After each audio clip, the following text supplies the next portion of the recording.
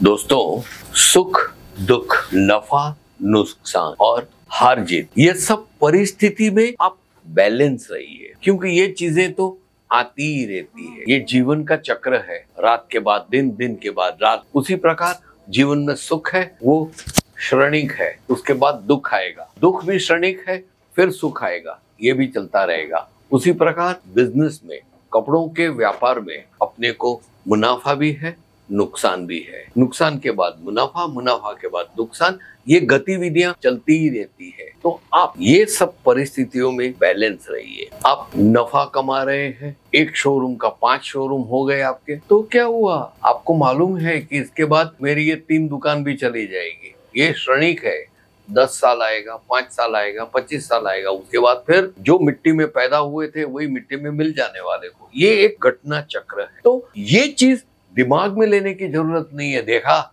मैं कितना होशियार हूँ, मैं कितना कामयाब हूँ।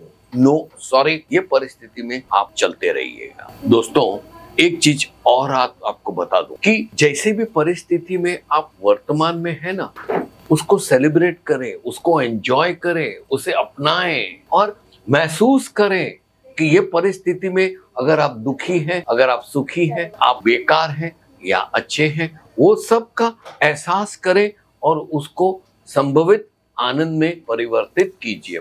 आप भी अपने जीवन में भरपूर आनंद ले। गलत वक्त में भी, परिस्थितियां कैसे भी निराशाजनक हो, उसको भी आनंद से अपनाएं, क्योंकि आपको मालूम है कि ये नुकसान वाला वक्त है और उसमें आप व्यतीत हो के आपने सुसाइड कर दिया या आपने मारामारी कर दी, चोरी चवारी कर दी, तो इससे आनंद नहीं रहेगा। आप वो नुकसान को मजे लीजिए, क्योंकि आपको पता होना चाहिए कि ये नुकसान के बाद नफा आएगा, वो कितना रोचक और आकर्षक होगा। बस उसी प्रकार दुख में भी आनंद करें, क्योंकि सुख आएगा तो और मजा आएगा।